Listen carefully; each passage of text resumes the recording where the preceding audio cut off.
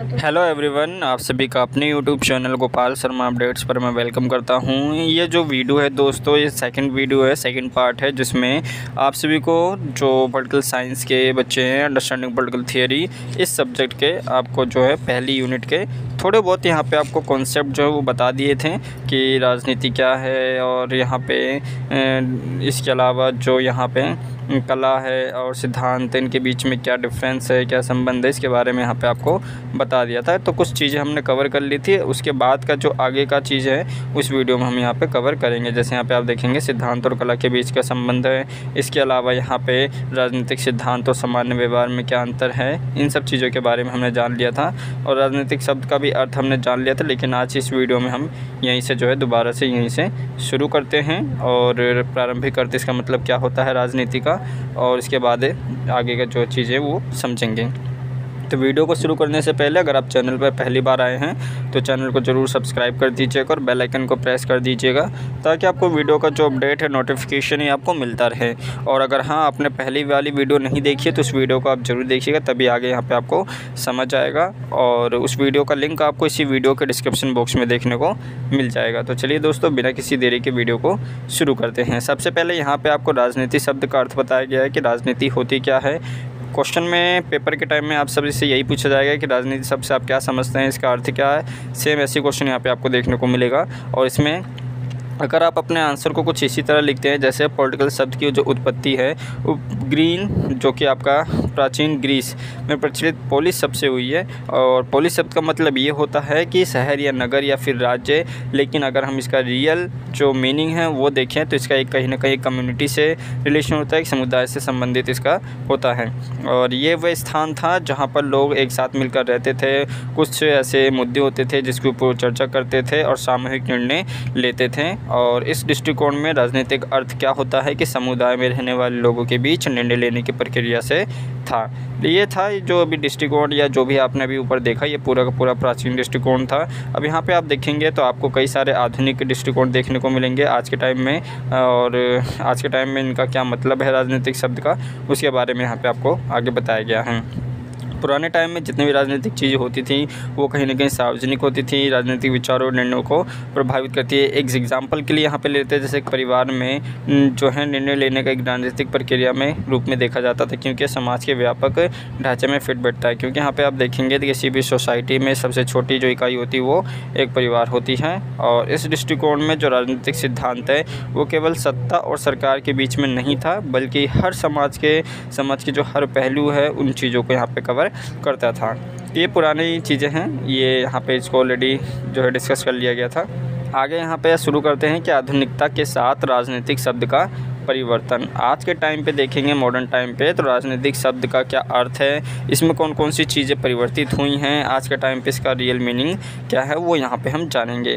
जैसे कि आप सभी को पता है, टाइम टू टाइम हर एक वर्ड की यहाँ पे कुछ ना कुछ चीज़ें जो होती चेंज होती रहती है।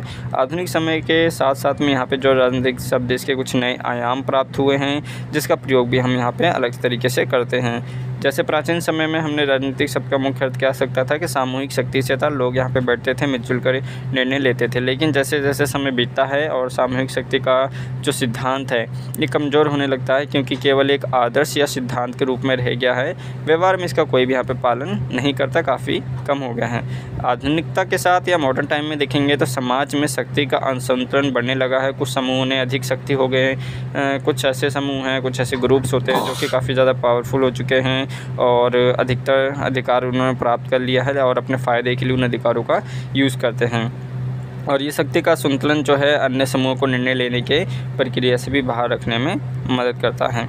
इस प्रकार जो राजनीतिक शब्द का एक नया अर्थ अगर आप जानेंगे या समझेंगे तो वो होता है कि समूह के बीच शक्ति के असंतुलन, और इस असंतुलन के परिणाम स्वरूप कुछ समूह द्वारा अन्य समूहों पर शक्ति का प्रयोग करना दर्शाता है। ये स्थिति तब उत्पन्न होती है जब कुछ लोग अपने स्वार्थ के लिए दूसरों पर नियंत्रण करते हैं और अपने हितों की उपेक्षा करते हैं। तो मॉडर्न टाइम में जो राजनीति शब्द है इसका सिंपल सा मतलब ये है कि ऐसे लोग जो अपने अधिकारों का यूज़ करके, उनसे अपने अधिकारों की शक्तियों का यूज़ करके किसी दूसरे लोगों को अपना नियंत्रण में रखते हैं या उनको यहाँ पे नीचे दिखाते हैं और अपने स्वार्थ के लिए उन लोगों का यूज़ करते हैं।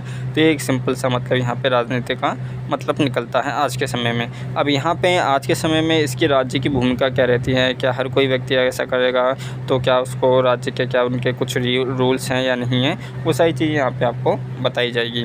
जैसे भी यहाँ पर आप देखेंगे तो राज्य की क्या भूमिका रहती है। राज्य की जो भूमिका है ये काफ़ी चेंज हो गई है। राज्य की जितनी भी संस्थाएँ हैं, जैसे सरकार होती है, न्यायपालिका है, नौकरशाही सैन्य है, पुलिस है, शक्ति का जो है सारी चीज़ें कहीं ना कहीं गवर्नमेंट राज्य के पास होती हैं। राजनीतिक विज्ञान और जो आपके राजनीतिक सिद्धांत है अब इन राज्यों की संस्थाओं के अध्ययन के रूप में विकसित हुई। इसका मुख्य उद्देश्य ये समझना था कि कैसे ये संस्थाएं काम करती हैं, कैसे ये निर्णय लेती हैं, कैसे शक्ति का प्रयोग करती हैं। राजनीतिक सिद्धांत तब ये अध्ययन करता है कि राज्य की जो संस्थाएं हैं वो किस प्रकार से शक्ति का प्रयोग करती हैं और ये प्रयोग किस हद तक सामूहिक हित के लिए है। इसके साथ ही ये भी अध्ययन किया जाता है कि किस प्रकार से शक्ति का दुरुपयोग किया जा सकता है और इससे समाज में क्या प्रभाव पड़ता है। अब इसमें यहाँ पे आपको पॉइंट बताया गया है राज्य की भूमिका में। यहाँ पे आप देखेंगे तो चिंतन के विभिन्न क्षेत्र कौन कौन से। पहला है व्यक्तिगत संबंध, जिसमें ये क्षेत्र कुछ ऐसे क्षेत्र पर यहाँ पे केंद्रित करता है जो लोग विभिन्न व्यवस्थाओं में, जैसे परिवार है, दोस्त है या कार्यस्थल है, एक दूसरे के साथ कैसा व्यवहार करते हैं, उनमें क्या निष्पक्षता रहती है, क्या समानता रहती है और हमारे दैनिक जीवन में एक दूसरे के प्रति जिम्मेदारियों के बारे में वो क्या सवाल शामिल है। वो ये सारी आपका व्यक्तिगत संबंध, इंडिविजुअल रिलेशन के बीच में यहाँ पे आपका आ जाता है। राज्य और स्टेट एंड पर्सनल जो रिलेशन है वो यहाँ पे आप देखेंगे तो ये क्षेत्र इस बात की जांच करता है कि जो व्यक्ति है सरकार के साथ कैसा संबंध रखना चाहिए। क्या व्यक्ति को सरकार के द्वारा जो अधिकार दिए गए हैं या सरकार ने जो रूल्स एंड रेगुलेशंस बनाए वो व्यक्ति को फॉलो करने चाहिए या नहीं करना चाहिए, वो इसके ऊपर डिपेंड करता है। अब ग्लोबल रिलेशन देखेंगे तो ग्लोबल या वैश्विक संबंध क्या है कि इस बात पर केंद्रित करता है कि जो विभिन्न राज्य हैं वो एक दूसरे के साथ कैसे बातचीत करनी चाहिए। वैश्विक स्तर पर उनका क्या जिम्मेदारियां होती हैं। इसमें अंतर्राष्ट्रीय सहयोग है, राष्ट्रों के बीच न्याय और विदेशी नीति और वैश्विक शासन के नैतिक विचार शामिल हैं। ग्लोबली जो है यहाँ पे हमें जो स्टेट्स है या जो कंट्रीज़ है उनको यहाँ पे आपको एक कहीं ना कहीं एक सारी चीज़ें सहयोग चाहे हो या राष्ट्रों के बीच में चाहे वो न्याय हो या जितनी भी देश नीतियाँ हों उनको यहाँ पे ध्यान में रख के अपने सारे जो विचार होते हैं वो यहाँ पे प्रकट करने पड़ते हैं। अब यहाँ पे बताया गया है कि राजनीतिक सिद्धांत क्या नहीं है। आखिर आप किसे राजनीतिक सिद्धांत नहीं कहेंगे। तो पहला जो पॉइंट है ये कॉस्मोलॉजीज़ और राजनीतिक सिद्धांत है। कॉस्मोलॉजीज़ जिसमें राजनीतिक सिद्धांत में अंतर और उनके संबंधों को समझना जो मानव समाजों और उनके शासन को समझने में मदद करता है। जो कॉस्मोलॉजीज़ है या फिर जो आपका राजनीतिक सिद्धांत है बेसिकली ये जो ह्यूमन सोसाइटी है, मानव समाज है और उनके जो किस तरह से वो रहते हैं उनको समझने में मदद करता है। जो कॉस्मोलॉजीज़ हैं ये अक्सर धार्मिक और दार्शनिक मानव दृष्टिकोण से जुड़ी होती हैं और प्रकृति में इसका अगर आप देखेंगे अस्तित्व की जो मौलिकता है, मानवता है, विश्व में स्थान और ये सिद्ध करने की कोशिश करता है कि वास्तविकता के नियम क्या है। इस दृष्टिकोण द्वारा समाजों अपने उद्देश्यों और जो नैतिक दायित्व है इसको समझने में भी हेल्प करता है। विपरीत रूप में अगर आप समझेंगे तो राजनीतिक सिद्धांत जो है ये सत्ता, अधिकार, न्याय और शासन में विचार और विश्लेषण करता है। ऊपर जो यहाँ पे बताया गया है, ऊपर यहाँ पे आपको कॉस्मोलॉजीज़ के बारे में बताया गया है, नीचे यहाँ पे आपको राजनीतिक सिद्धांत के बारे में बताया गया है कि जो एक राजनीतिक सिद्धांत होता है कौन कौन सी घटनाएँ हैं उनके ऊपर यहाँ पे विवरण करता है, उनका व्याख्यान करता है, किस तरह से एक तर्कसंगत विवेचन होती है, किस तरह से एक जो नैतिक तटस्थता होती है उसको यहाँ पर शामिल करता है। और जितने भी मानव समुदाय होते हैं उनके संगठनों, उनके संघर्षों के समाधान, उनके सामूहिक लक्ष्यों की योजना बनाने के लिए भी अपनाई जाती हैं। हालांकि जो यहाँ पे कॉस्मोलॉजीज़ हैं ये मौलिक विश्वास और नैतिक मार्गदर्शन का प्रदान करती हैं। ये जो टर्म दिया गया है, जो वर्ड दिया गया है, इसका मतलब सिंपल सा ये है कि जो रिलीजन्स होते हैं, ट्रेडिशंस होते हैं, जो प्राचीन समय से परंपराएं होती चली आ रही हैं उनको कहीं ना कहीं इनको जो है लागू करने के लिए, उनको यहाँ पे करने के लिए बाध्य करता है। और ये अक्सर जो आधुनिक समाज है इनमें काफ़ी अगर आप देखेंगे तो आज के समय में और पुराने समय में जितने भी हमारे ट्रेडिशंस होते थे, रिलीजन्स होते थे वो कहीं ना कहीं गायब होते जा रहे हैं। ये सारी चीज़ें यहाँ पे आपको बताई गई हैं। अगला जो है सिद्धांत और विचारधारा है। सिद्धांत और विचारधारा के बीच में क्या यहाँ पर डिफरेंट है। राजनीतिक सिद्धांत और विचारधारा के बीच में जो अंतर है इसको समझना काफ़ी इंपॉर्टेंट होता है, क्योंकि कई लोग सिद्धांत और विचारधारा को एक ही यहाँ पे समझ लेते हैं, लेकिन इसका जो कार्य होता है, इसका जो दृष्टिकोण होती है ये काफ़ी अलग होता है। दृष्टिकोण को जो है हम तर्क संगत और गहन रूप से समझ सकते हैं। दूसरी ओर जो विचारधारा होती है वो कारणों की प्रस्तुति अक्सर अधूरी और संक्षिप्त जो है ये होती हैं। विचारधारा का जो लक्ष्य होता है वो लोगों को त्वरित और सरल तरीके से प्रेरित करना होता है और कारण तर्कों को संक्षिप्त और सूत्रबद्ध किया जाता है। विचारधारा का तर्क जो है कि इसमें एक साथ में रणनीतिक संबंध होता है, जिसका अर्थ होता है कि तर्क का उपयोग केवल तब किया जाता है जब वह एक विशेष उद्देश्य की पूर्ति करता है। जब तर्क उस उद्देश्य की पूर्ति नहीं करता है तो उसे छोड़ दिया जाता है। इसके विपरीत जो राजनीतिक सिद्धांत है ये तर्क के प्रति एक आंतरिक प्रतिबद्धता होती है। इसका मतलब यह है कि जो सिद्धांत है वो हमेशा तर्क संगत और विचारशील को बनाए रखने के लिए प्रयास करता है, चाहे परिस्थितियाँ कुछ भी क्यों न हो। इस प्रकार से इनके बीच में यहाँ पे थोड़ा बहुत अंतर यहाँ पे आप देख सकते हैं। राजनीतिक विज्ञान और राजनीतिक सिद्धांत में अंतर क्या है, आपके पेपर में इससे रिलेटेड क्वेश्चन जरूर पूछेगा कि राजनीतिक विज्ञान और राजनीतिक सिद्धांत से आप क्या समझते हैं, इनके बीच में अंतर स्पष्ट कीजिए।